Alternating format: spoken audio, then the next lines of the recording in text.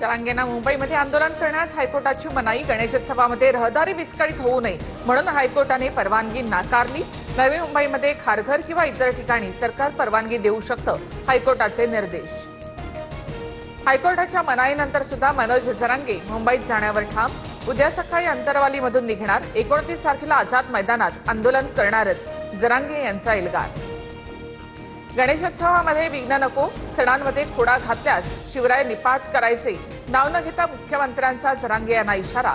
तर आम्ही सुद्धा हिंदूच, गणेश भक्तांना त्रास होणार नाही, जरांगे यांचं प्रत्युत्तर।